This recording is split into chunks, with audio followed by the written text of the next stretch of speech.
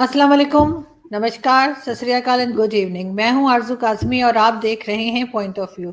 हम जी आज बात करेंगे कुलभूषण यादव की। आप सब जानते ही हैं कि यहाँ से पाकिस्तान की तरफ से कह दिया गया है कि जी वो अपील दायर कर सकते हैं, जो इतने साल से हमने बंद करके रखा है, तकरीबन 4 साल हो गए हैं। उसके ऊपर पाकिस्तान में तो खैर काफ़ी शोर मच रहा है। लोग कह रहे हैं कि जी ऐसा क्यों है, क्योंकि हमने तो बहुत सी चीज़ें बताई थी कि जी बलूचिस्तान में गड़बड़ की, पूरे पाकिस्तान में गड़बड़ की, तो फिर अब कैसे पाकिस्तान इस चीज़ पे राज़ी हो गया है कि वो अपील करे, और फिर अगर वो अपील का जो है मंजूर हो जाती है तो जाहिर है कि वो हिंदुस्तान वापस भी जा सकते हैं। साथ ही हम बात करेंगे जो इंडिया के chief of defence staff general Bipin Rawat की, कि उन्होंने कहा कि जो मेन जो एनिमी जिसे समझते हैं वो चाइना है, पाकिस्तान नहीं। तो अगर पाकिस्तान नहीं तो फिर बार बार पाकिस्तान के खिलाफ जो है वो हम क्यों स्टेटमेंट्स देखते हैं इंडियन मीडिया पे भी और जगह भी? क्या इसकी वजह ये है कि इलेक्शंस आ रहे हैं और हिंदुस्तान में इलेक्शंस के टाइम पे पाकिस्तान पे अक्सर इस तरह की बात की जाती है ताकि इलेक्शन जीता जा सके, और तकरीबन यही बात पाकिस्तान के ऊपर भी होती है कि जब हमारे यहाँ भी इलेक्शंस हो रहे होते हैं तो हम भी ये कहते हैं कि जी भारत से खतरा है, भारत से हम परेशान हैं। लेकिन खैर इस सब के ऊपर हम बात करेंगे। हमें जी ज्वाइन करेंगे भारत से एम्बेसडर अशोक सज्जनहार, और हम उनसे देखते हैं, बात करते हैं और सीखने की कोशिश करते हैं कि क्या क्या हो रहा है। बहुत शुक्रिया sir, thank you so much for joining the show. Thank you, sir, Arzu. Thank you for the invitation, and I'm delighted to be here. Always a great pleasure to be with you. So kind of you sir. Sir सबसे पहले हम बात करेंगे कुलभूषण यादव की, और किस तरह से देखते हैं आप कि अब इतने साल के बाद जो है पाकिस्तान ने एक बिल पास किया है कि वो आगे अपील भी दायर कर सकते हैं, और ऑब्वियसली कई तरह के एलिगेशंस लगाए थे, बड़े सीरियस किस्म के एलिगेशंस लगाए गए थे या उसके ऊपर जो है कुलभूषण के ऊपर। लेकिन अब आप इस चीज को किस तरफ जाते हुए देख रहे हो? देखिए, सबसे पहले तो मैं इसको वेलकम करता हूँ, ये वाला जो स्टेप लिया गया है पाकिस्तान ने, और एक ये जो बिल पास हुआ है पार्लियामेंट में, और इसमें ये कहा गया है जो वो अपील दायर कर सकता है। पहले तो ये कहा गया था जो मार्शल लॉ के अंडर अगर कोई उसको सज़ा सुनाई दी जाती है, तो कोई अगर अपील होती है तो आर्मी चीफ ही सुनेंगे, कोई भी किसी और कोर्ट में, सिविलियन कोर्ट में कोई अपील दायर नहीं की जा सकती। तो आपको पता है जो भारत इसको लेकर गया था इंटरनेशनल कोर्ट ऑफ जस्टिस में, और सभी जो भी मुद्दे थे, सभी मुद्दों पर जो भारत ने कहा था उसको इंटरनेशनल कोर्ट ऑफ जस्टिस ने उसको ठीक ठहराया था। और ये पाकिस्तान को ताकीद किया था जो उसको जो डेथ सेंटेंस सुनाया गया है उस डेथ सेंटेंस को नहीं फॉलो अप किया जाए, और जो कॉन्सुलर एक्सेस जो इंडियन हाई कमीशन वहां पर मांग रहा था कुलभूषण जाधव के लिए, जो कि देना चाहिए वियना कन्वेंशन के तहत, तो वो कॉन्सुलर एक्सेस दिया जाए, और सभी जो भी उनको सहूलियत है अपना केस को आगे ले जाने के लिए, केस को आर्ग्यू करने के लिए, वो सभी उनको फैसिलिटीज प्रोवाइड करनी चाहिए। तो इसीलिए मैं इसको वेलकम करता हूं जो इंटरनेशनल कोर्ट ऑफ जस्टिस के इस डिसीजन से, और ये जो इंस्ट्रक्शन दिया गया था पाकिस्तान इस्टेब्लिशमेंट को, पाकिस्तान गवर्नमेंट को, जो आप ऐसा ये फॉलो करिए। तो कॉन्सुलर एक्सेस दिया गया, मेरे विचार से जो कॉन्सुलर एक्सेस दिया गया वो कोई सेटिस्फैक्ट्री नहीं था, क्योंकि कॉन्सुलर एक्सेस जब दिया जाता है तो ऐसा नहीं होना चाहिए जो वहाँ पर जो होस्ट गवर्नमेंट हैं या जो जेल वार्डन्स हैं या सोल्जर्स हैं वो वहाँ पर रहने चाहिए। परंतु फिर भी हमारे लोगों को, जो हाई कमीशन के लोग हैं, वो वहाँ पर गए, उन्होंने मुलाकात की।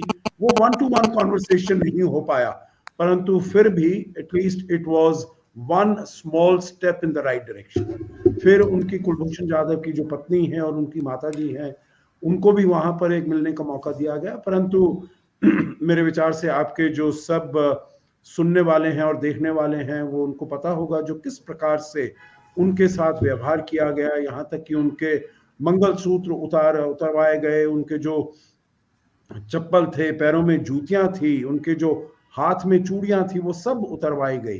तो ये तो बहुत ही ठीक बात नहीं होती है, जो अगर आपको एक डिग्निटी से, और पर्टिकुलरली दो महिलाएं हैं जो कि जा रही हैं अपने पति और अपने बेटे से मिलने के लिए, तो उनके साथ थोड़ी डिग्निटी से आपको पेश आना चाहिए। तो ये सब जो ह्यूमन वैल्यूज जिसको रिस्पेक्ट करना चाहिए वो नहीं किया गया, परंतु फिर भी एक it was a small step in the right direction after instructions of the international court of justice. So to come back to the present situation, बहुत मैं इसको पॉजिटिव स्टेप देखता हूं, और जब ये कोर्ट में केस होगा तो मुझे पूरा यकीन है जो पाकिस्तान कुछ भी एविडेंस नहीं दे पाएगा इसके बारे में जो वो he was involved in terrorist activities, क्योंकि सभी जो भी वहां पर टेरर एक्शंस हुए हैं, जैसे कहा जाता है ये जो 132 बच्चों को मारा गया 2014 दिसंबर में, जो कि पेशावर में आर्मी पब्लिक स्कूल में, तो वहां पर तहरीक तालिबान पाकिस्तान ने पहले ही वहां पर अपना क्लेम कर लिया था रिस्पॉन्सिबिलिटी. और भी जो इतने सारे केसेस हुए हैं, टेररिस्ट केसेस हुए हैं, अटैक्स हुए हैं, चाहे वो बलूचिस्तान में हो या कराची में हो, सिंध में हो, और जगह पर हो, तो वहां पर सभी, चाहे बलूचिस्तान लिबरेशन आर्मी है या और हैं, सभी ने वो क्लेम किया है. और ये भी सोचना समझना मेरे विचार से काफी बहुत मुश्किल, टोटली इम्पॉसिबल लगता है जो एक आदमी इतने ज्यादा वहां पर टेररिस्ट केसेस को अंजाम दे पाए. और आखिरी बात मैं यही कहूंगा, जो पिछले 4 साल से 2017 में मेरे ख्याल से मार्च में कुलभूषण जाधव को गिरफ्तार किया गया था, तो पिछले 4 साल से वो बंद है, हिरासत में है, परंतु वहां पर जो आतंकी केस हैं, वारदात हैं, वाकयात हैं, उसमें तो कोई कमी नहीं आई है. तो इसीलिए अगर आप 2+2 मिलाएं तो आपको ये पता चलेगा जो कुलभूषण जाधव को गिरफ्तार करने के बाद भी वहां पर जो और जो ये सब आतंकी गुट थे वो तो वहां पर काम कर रहे हैं, और उनकी वजह से ये सब आतंकी हादसे हुए हैं, और कुलभूषण जाधव का उनके पीछे कोई हाथ नहीं था. लेकिन सर फिर भी जैसे पाकिस्तान ने कई एलिगेशंस लगाई कुलभूषण के ऊपर, और उसके बाद पासपोर्ट दिखाया गया, आईडी कार्ड दिखाया गया, कहा गया कि पाकिस्तानी नेशनलिटी के साथ रह रहा था और ये सारी चीजें. लेकिन अगर ऐसा ही कुछ था कि ये सब कुछ गलत था, तो 4 साल आपके ख्याल से क्यों लग गए? इसके ऊपर तो बहुत पहले ही भारत को ये केस जीत जाना चाहिए था, बहुत पहले ही वो इधर से निकल जाना चाहिए था, लेकिन ऐसा नहीं हो पाया. तो कहीं ना कहीं आपको लगता है कि इंडिया की भी कोई कमजोरी रही है, या क्या वजह है जो ऐसा नहीं हो पाया? देखिए, पाकिस्तान ने भारत को मौका ही नहीं दिया जो इस केस को किसी कोर्ट में लाया जाए, क्योंकि उनके जो आपके पाकिस्तान के जो लॉज हैं उसमें मार्शल लॉ के अंडर उसको चार्ज किया गया था, और मार्शल लॉ में आपको पता है जो कोई अपील नहीं है. अगर कोई अपील नहीं है तो फिर आप कहाँ अपील करेंगे? तो हमारे पास एक ही रास्ता था, जो कि था इंटरनेशनल कोर्ट ऑफ जस्टिस में जाके अपील करने का, और वो हमने, और ये बहुत ही अनयूजुअल मेजर था. हमने भारत कभी भी ऐसे इंटरनेशनल कोर्ट ऑफ जस्टिस में अपने केस को आगे लेकर नहीं गया है, परंतु इस केस में since we were absolutely certain, confident नहीं, absolutely certain that we are on the right, तो इसीलिए हम लेकर गए. और सभी मुद्दे जो थे, सभी जो पहलू थे, उसके ऊपर सभी वहां के जो 17 जस्टिसेस थे, उन सब ने भारत का साथ दिया, और एक भी मुद्दे पर उन्होंने भारत के विरुद्ध कुछ नहीं कहा. तो इसीलिए भारत यही लड़ाई वहां पर लड़ रहा था पाकिस्तान में, जो पहले तो उसको अपील करने का, तो I think this is the first step जो अभी वो हुआ है, जो अपील वो कर सकता है, और उसमें हम उसकी पूरी सहायता की जाएगी, और फिर देखेंगे. क्योंकि आप बिल्कुल ठीक कह रहे हैं, जो पाकिस्तान ने कुछ अपने डॉसियर में, कुछ एविडेंस में उसके आईडी कार्ड वगैरह दिया है, जब वो भारत के साथ शेयर ही नहीं हुआ है इंफॉर्मेशन, वो तो केवल पाकिस्तान ने मीडिया को बताया है, भारत को तो उन्होंने ये इंफॉर्मेशन दी ही नहीं है. देखिए, भारत को जो एक इंफॉर्मेशन, क्योंकि मुझे अब अगर याद है, डेट्स याद हैं, ये मार्च 2017 में, और फिर 1.5 महीने बाद ये बताया गया, एक जो ये भारतीय जासूस को पकड़ा गया है और उसको सजा सुनाई गई है मौत की, क्योंकि वो स्पाई है. तो उसके बाद ये सब केस शुरू हुआ. भारत के पास कोई भी डॉक्यूमेंटेशन नहीं आई है जिसके ऊपर हम कुछ भी उसके विरुद्ध एविडेंस दे सकें. ये अब हमें क्या मालूम है जो पाकिस्तान ने अपने आप उसका ये दूसरा आईडी कार्ड बनाया है और उसको सामने कर दिया है जो ये जो इसके पास मिला है। हम तो कह रहे हैं ये एक रिटायर्ड नेवी ऑफिसर है और बहुत साल से वो चाबहार में काम करता था। वो शिप ट्रांसपोर्ट ट्रांजिट वगैरह का काम करता था और चाबहार से उसको किडनैप किया गया है और वहां से उसको लाया गया है बलूचिस्तान और किसी आतंकी गुट ने वो करके और इनको आईएसआई के सुपुर्द कर दिया, हवाले कर दिया है और इसीलिए उसका अब ऐसे इस्तेमाल किया जा रहा है। सर एक अगर मतलब शायद मैं गलत भी हूँ लेकिन मेरा ख्याल है मैंने एक वीडियो भी जो है वो देखी थी जिसमें उनका स्टेटमेंट था कुलभूषण यादव का और उसमें उन्होंने कहा कि हाँ मैंने ये किया है, हाँ मैं इधर से आया और इस किस्म का कुछ था। तो वो उसको आप किस तरह लेंगे फिर? वो तो एक वो भी एक एविडेंस के तौर पे पाकिस्तान ने इस्तेमाल किया था, बहुत ज्यादा वो चला भी था और उसमें स्टेटमेंट के और पे आपके मीडिया ने कहा कि हाँ जी वो तो आप किसी के ऊपर टॉर्चर करेंगे तो वो कुछ भी मान जाएगा और इस किस्म की बातें की थी। लेकिन उस स्टेटमेंट को आप कैसे देखते हैं? देखिए मैं तो ये समझता हूँ क्योंकि मैंने भी उस स्टेटमेंट को देखा था और मेरे विचार से मेरी तो देखिए अनटेक्निकल आई है, अन प्रोफेशनल आई नहीं है, परंतु मैं भी उसको देख सकता था। दो तीन चीजें, एक तो अगर आप कुलभूषण जाधव के चेहरे पर ही देखते तो मेरे विचार से आप देख सकते थे जो उसकी डिस्कलरेशन ऑफ स्किन है, उसको कहां पर यहाँ पर चोट लगी हुई है, आंखों के नीचे उसके कैसे वो दाग हैं। तो ये तो मैं समझ सकता हूं जो उसके ऊपर जरूर किसी प्रकार का टॉर्चर किया गया होगा जिससे कि वो ऐसी स्टेटमेंट दी जाए। दूसरा है जो ये वाली जो ऐसा लगता है जो बहुत सारे उसमें कट्स हैं, it was not a smooth flow, it was not a streamlined flow. जो जैसे आप और हम बात कर रहे हैं आरजू, तो फिर पता चलता है दैट इट्स हम बहुत ही नेचुरल स्पॉन्टेनियस तरीके से हम बात कर रहे हैं, परंतु उसमें ऐसा लगता है जो पहले एक 10 सेकंड 20 सेकंड का एक क्लिप है उसको मिलाया गया है किसी और क्लिप के साथ। तो मतलब काफी उसके ऊपर ऐसा अत्याचार किया गया होगा, टॉर्चर किया गया होगा और तभी बहुत देर ये डिफरेंट स्टेटमेंट्स रिकॉर्ड की गई होंगी और उन सबको क्लिप्स को एक एक साथ जोड़कर, आजकल तो टेक्नोलॉजी काफी आगे बढ़ गई है, बेहतर हो गई है। तो अगर ये वाली ऐसी बात है तो देखिए हम जानते हैं जो बहुत सारी ये अथॉरिटेरियन सिस्टम्स में, चीन के बारे में तो हम कितना जानते हैं आजकल, आप भी देख रहे होंगे आरजू, आपके वहाँ भी ये चल रहा होगा, जो उनके जो ये टेनिस स्टार हैं, वर्ल्ड फेमस टेनिस स्टार हैं पंग शुई, और वो कैसे गायब हो गई हैं 2 तारीख से, और उनके विरुद्ध जो केस चल रहा है और उन्होंने आज एक मैसेज भेज दिया जो आई withdraw all those allegations, I withdraw all those charges, I am fine, I am resting at home. तो देखिए ऐसी चीजें जो होती हैं अंडर ड्यूरेस, अंडर फोर्स, तो आप किसी से कुछ भी कहलवा सकते हैं। तो इसीलिए अगर कोई ऐसी उसने कन्फेस करना है तो वो फिर आउट इन द ओपन होना चाहिए, और अगर कन्फेशन है तो फिर इतना ज्यादा why should this be confession be in camera, आप उनको ओपनली कहने दीजिएगा जो कुछ भी वो कहना चाहते हैं, सभी कुछ सामने आ जाएगा। हाँ सर, वैसे ये होना चाहिए कि लाइव एक होना चाहिए कैमरा बिल्कुल और उसी वक्त बात की जाए। लेकिन देखते हैं कि आगे क्या फ्यूचर होता है और क्या किस तरीके से पाकिस्तान फिर इसको हैंडल करता है, क्योंकि पाकिस्तान तो काफी टाइम से यही कुछ बताता रहा कि ये सारी चीजें की हैं और ये नुकसान पहुंचाया है कुलभूषण ने, तो इसलिए पब्लिक तो काफी नाराज है कि ये बिल पास किया गया है गवर्नमेंट की तरफ से और पार्लियामेंट की तरफ से कि वो अपील दायर कर सकता है। इस चीज के ऊपर खैर पब्लिक इतनी ज्यादा खुश नहीं है और अपोजिशन भी इस बात को काफी कह रही है।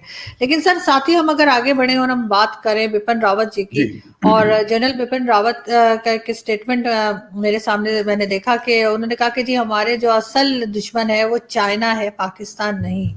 तो अगर इस जगह पे जाकर वो इस तरह सोच रहे हैं तो खैर मैं तो इसको पॉजिटिव ही कहूंगी।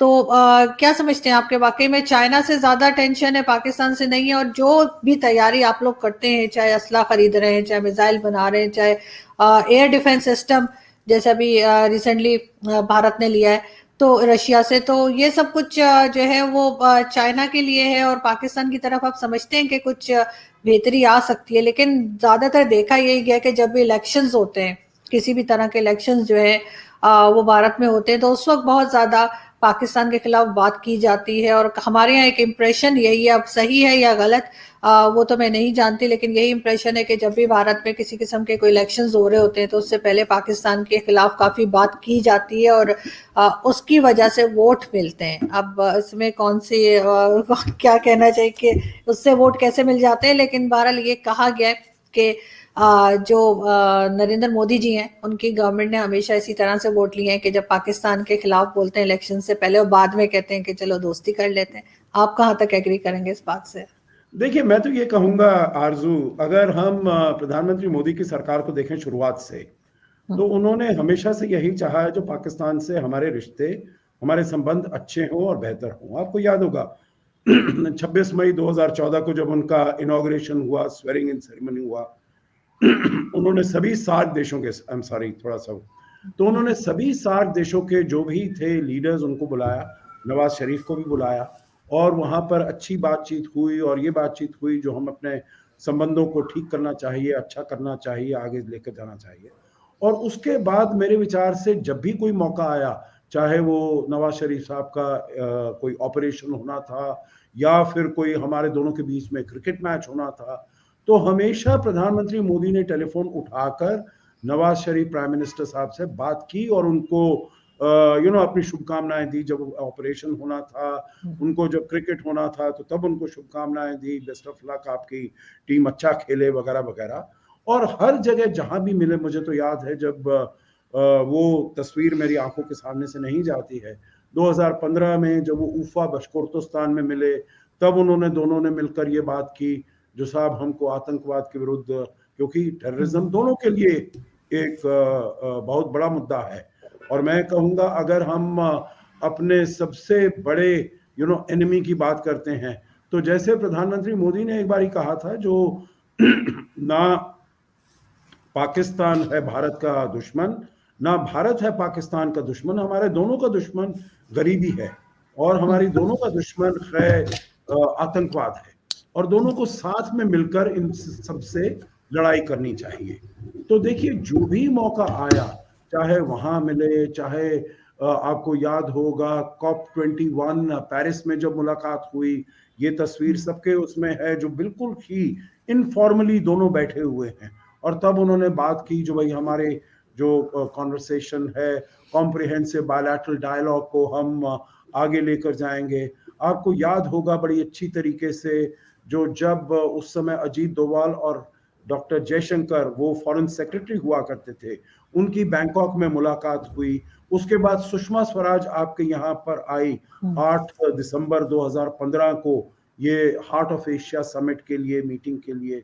तब उन्होंने कहा 8 पॉइंट कॉम्प्रिहेंसिव बायलैटरल डायलॉग को हम शुरुआत करते हैं। उसी के तुरंत बाद प्रधानमंत्री मोदी वहां से, काबुल से आते हुए लाहौर रुके, रायविंड गए, उनकी माता जी से मिले, वगैरह वगैरह। तो मैं कहूंगा जो ये समझना, जो पाकिस्तान को वो एक जैसे बनाया जाता है, बैड बॉय बनाया जाता है, और उसके विरुद्ध सभी ये स्टेटमेंट्स देकर वोट बटोरने का ये प्रयास किया जाता है, मेरे विचार से ये काफी फार फेच्ड है। तो 2014 मई से लेकर 2015 के अंत तक बिल्कुल मेरे विचार से प्रधानमंत्री मोदी ने कुछ ऐसा नहीं कहा।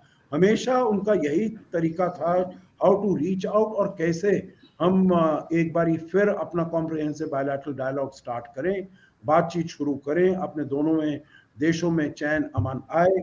आपको याद है 1 जनवरी 2016 को फिर पठानकोट में हुआ। पठानकोट का इन्वेस्टिगेशन के लिए हमने पाकिस्तान से टीम मंगवाई, उसमें ISI के नुमाइंदे भी आए, रिप्रेजेंटेटिव आए। परंतु फिर उसके बाद मेरे विचार से जो टर्निंग पॉइंट था, वो था उरी का हमला, और उसमें फिर भारत ने ये कहा जो आतंकवाद और बातचीत साथ साथ नहीं चल सकती है, आप आतंकवाद को बंद करिए, तब हम बातचीत करेंगे। और अब हम देख रहे हैं ये सितंबर 2016 से लेकर, उसके बाद सर्जिकल स्ट्राइक हुई, पाकिस्तान ने कहा नहीं कोई स्ट्राइक नहीं हुई है, उसके बाद हम देखते हैं पुलवामा हुआ फरवरी 2019 में, उसके बाद बालाकोट हुआ।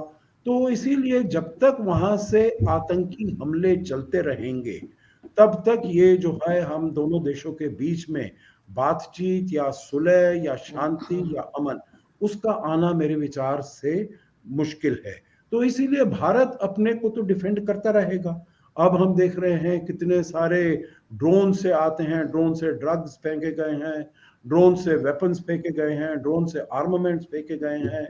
फिर से वो जो अब अफगानिस्तान में जो तालिबान की सरकार आ गई है, तो वो देखते हैं जो सब जगह आतंकवाद को फिर से एक बारी वो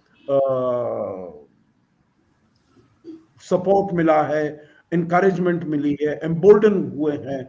तो हम देखते हैं यहाँ पर भी ऐसे जम्मू कश्मीर में भी ऐसे हालात हुए हैं। काफ़ी ऐसे टेररिस्ट को दिल्ली में और जगह पकड़ा गया है, जो कि वहाँ से उनको ट्रेनिंग दी गई है पाकिस्तान से। अब अफगानिस्तान में जो ऐसे आतंकी गुट हैं, वो भी यहाँ पर आएंगे भारत में। तो भारत तैयार है उनके लिए, उनके साथ निपटने के लिए। पिछले 30 साल से 1989 से लेकर उनसे जूझ रहे हैं, अब फिर भी जूझते रहेंगे। परंतु to come to your first statement Arzoo, जो आपने कहा सॉरी, जो चीन सबसे एनिमी नंबर 1 है, तो मैं कहूंगा देखिए पिछले साल के बाद, अप्रैल के बाद जो चीन की हरकतें रही हैं, क्योंकि देखिए पिछले 1990 के दशक से हमने बहुत सारी ऐसी अग्रीमेंट साइन की, bilateral agreements, confidence building measures, जिससे कि हमारा जो बाउंड्री है, जो बॉर्डर है, जिसको हम लाइन ऑफ एक्चुअल कंट्रोल कहते हैं, 3488 किलोमीटर का हमारा लाइन ऑफ एक्चुअल कंट्रोल है। जो 5 ऐसी अग्रीमेंट साइन हुई 1993 में, 1996 में, 2005 में, 2012 में, 2013 में, जो कैसे कॉन्फिडेंस बिल्ड किया जाए और वहां पर शांति स्थापित की जाए, पीस एंड ट्रैंक्विलिटी। और उसमें एक ये था जो वहां पर कोई भी देश, न भारत न चीन, वहां पर बहुत ज्यादा मात्रा में अपने सोल्जर्स नहीं लाएगा, अपनी इक्विपमेंट नहीं लाएगा। परंतु इन सब अग्रीमेंट्स को ताक पर रखते हुए चीन ने वहां पर पिछले साल अप्रैल में करीब 50,000 से ऊपर वहां पर अपने सोल्जर्स तैनात किए, वहां पर अपने टैंक्स लाया, वहां पर अपने एयरक्राफ्ट वगैरह काफी नजदीक लेकर। तो अब वहां पर ये जिसे कहते हैं, जो पहले एक पीसफुल और ट्रैंक्विल बॉर्डर था, अब वो कुछ हद तक एक्टिव बॉर्डर हो गया है। और उसको हम देखते हैं जो गलवान में जो हुआ, जिसमें भारत के 20 नौजवान जो हमारे सैनिक थे वो शहीद हुए। चीन ने अभी तक ये पूरी तरीके से नहीं बताया जो उसके कितने सैनिक वहां पर मारे गए, परंतु जो CIA था उसने कहा जो करीब, पहले कहा जो 60-65 मारे गए, फिर कुछ और रिपोर्ट्स आई जो 100 से ज्यादा उनके सैनिक वहां पर मारे गए। उसके बाद करीब सितंबर-अक्टूबर पिछले साल में जो एक रूस की न्यूज एजेंसी है टास, उन्होंने कहा जो करीब 45 उनके सैनिक मारे गए।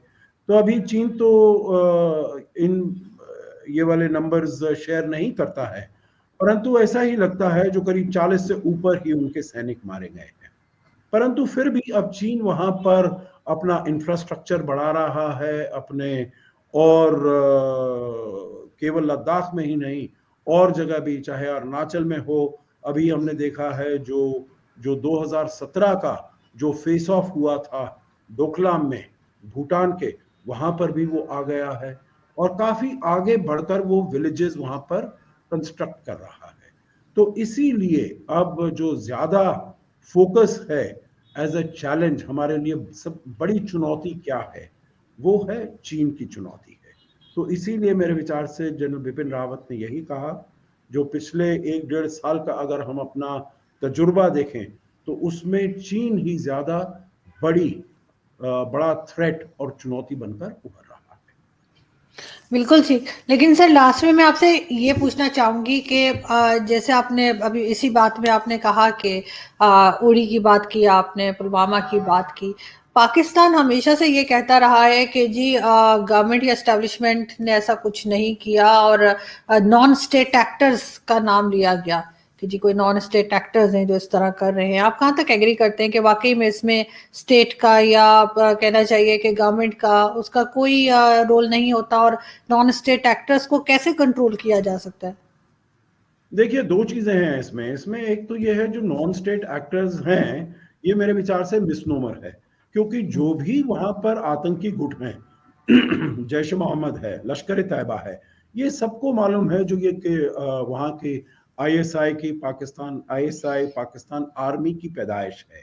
और अगर इससे पीछे भी चले जाएं, 2008 में जो वहां पर हमला हुआ था, मुंबई में हमला हुआ था, उसमें भी जो सैटेलाइट टेलीफोन के जो कॉन्वर्सेशन है, उससे बिल्कुल ये मालूम चल जाता है जो इंस्ट्रक्शंस इन सबको आईएसआई से आ रही थी। अजमल कसाब हो या और लोग हों, उन सबको जो इंस्ट्रक्शंस थी वो आईएसआई से आ रही थी। तो ये मेरे विचार से कहना बिल्कुल ही गलत होगा, ये डिनायल होगा फैक्ट्स का, जिसके लिए एविडेंस हमारे पास काफ़ी है। और आप देख सकते हैं, चाहे ये ज़कीउर रहमान लखवी हो या हाफिज सईद हो या मसूद अजहर हो, अब हम तो फोटो देखते हैं, आप तो आरजू वहाँ पर ही है, आप देखते होंगे जो वहाँ की सड़कों पर वो कलाशनिकोव लेकर घूमते फिरते हैं और थ्रेटन करते रहते हैं जो हम भारत के विरुद्ध ये करेंगे, भारत को नेस्तनाबूद कर देंगे। अभी जब अफगानिस्तान में तालिबान का कब्जा हो गया तो मसूद अजहर गए थे वहां पर कंदाहार में मिलने के लिए मुल्ला गनी बरादर से, जो हमने देखिए आपकी सहायता की है ये अमेरिकन फोर्सेस के विरुद्ध, Afghan national security defence forces के विरुद्ध। अब आप हमें सहायता करिए जो हम कैसे कश्मीर को ले सकें। आपके ही टीवी चैनल पर मैंने देखा था, एक कोई मोहतरमा ने आकर कहा जो हमको तो तालिबान ने कहा है जो हम तो कश्मीर ले लेंगे और आपको दे देंगे, तो आपको कश्मीर मिल जाएगा। तो देखिए, मैं ये नहीं कह रहा हूँ जो वो जो उन्होंने कहा है that should be taken at 100% face value या सीरियसली, परंतु मैं ये कह रहा हूँ जो वहां पर जो आईएसआई है और जो आर्मी है, ये सब जो ऑर्गेनाइजेशंस हैं, अल-कायदा में भी कितना देखिए सपोर्ट है, जो इस्लामिक स्टेट है 2015 में जो शुरुआत हुई उसमें भी कितना सपोर्ट दिया गया है पाकिस्तान आर्मी का। और आखिरी बात मैं इसमें यही कहूंगा, वहां पर देखिए एक सरकार है पाकिस्तान में, वहां पर एक आर्मी है, तो उस what is the worth and relevance of these institutions अगर वो अपने यहाँ के नॉन स्टेट एक्टर्स को अगर वो कंट्रोल नहीं कर पाते हैं। ये नॉन स्टेट एक्टर्स तो सड़कों पर घूमते हैं कलाशनिकोव लेकर। हाफिज सईद के विरुद्ध $10 मिलियन का अवार्ड है, अमेरिकन गवर्नमेंट ने दे रखा है, परंतु ये घूमते हैं वहां पर। मतलब ये कैसे विश्वास कर लिया जाए जब ओसामा बिन लादेन आपके एबटाबाद में कंटोनमेंट के बिल्कुल 500 मीटर के दायरे में उनकी रिहाइश थी, और वो फिर पाकिस्तान कहता है उनको तो नहीं मालूम है। तो इसीलिए जो पाकिस्तान की इस्टेब्लिशमेंट बोलती है इनके बारे में, मेरे विचार से उनकी क्रेडिबिलिटी बड़ी कम है, विश्वसनीयता बड़ी कम है। तो मैं तो उस पर विश्वास नहीं कर पाऊंगा जो ये क्योंकि एविडेंस भी है और फिर उन्होंने इसको एक जिसे कहा जाता है ना, they use terrorism as an instrument of the state policy, अपनी फॉरेन पॉलिसी को आगे ले जाने के लिए वो आतंकवाद दहशतगर्दी का वो इस्तेमाल करते हैं। और सबसे खराब बात तो ये है कि ये केवल भारत या और देशों के को नुकसान नहीं पहुंचाती, सबसे ज्यादा नुकसान तो वो पाकिस्तान को स्वयं पहुंचाती है। और मेरे ख्याल से अगर पाकिस्तान के हुक्मरान और पाकिस्तान का अवाम ये समझ ले तो ये फिर पाकिस्तान के लिए भी अच्छा होगा और पाकिस्तान के जो पड़ोसी देश हैं उनके लिए भी बहुत बेहतर होगा। बिल्कुल सर, और टेररिज्म तो खैर पूरी दुनिया का ही इशू है आजकल, और इसके ऊपर वाकई में बहुत सख्ती के साथ काम होना चाहिए। और अगर हम बात भी करते हैं तो हम इसीलिए बात करते हैं ताकि जो वीकनेस है या जो प्रॉब्लम्स हैं उसको सॉल्व किया जाए और उसके ऊपर मेरे ख्याल है किसी को भी नाराज नहीं होना चाहिए, क्योंकि एक या दो नहीं, जब सभी लोग कह रहे हैं और यहाँ से कई बार ऐसा देखा गया है कि इस तरह के इश्यूज हुए हैं टेररिज्म के या हाफिज सईद के, इस तरह के इश्यूज, तो उसके ऊपर मेरे ख्याल है पाकिस्तान को काम करना चाहिए, और अगर हो सके तो पाकिस्तान और भारत मिलकर काम करें तो और भी ज्यादा अच्छा होगा। Thank you so much sir कि आपने ज्वाइन किया, बहुत शुक्रिया। थैंक यू, बहुत Thank you अच्छा very लगा much, आपसे बात करके। Arzu. Always a thank you. great pleasure to be with you, and I wish you and your efforts, your initiatives, all the very best. And personally, to you and your family, good health, stay safe, and all the very best to you. Thank you so much sir, so kind of you. Thank you. Thank you. God bless.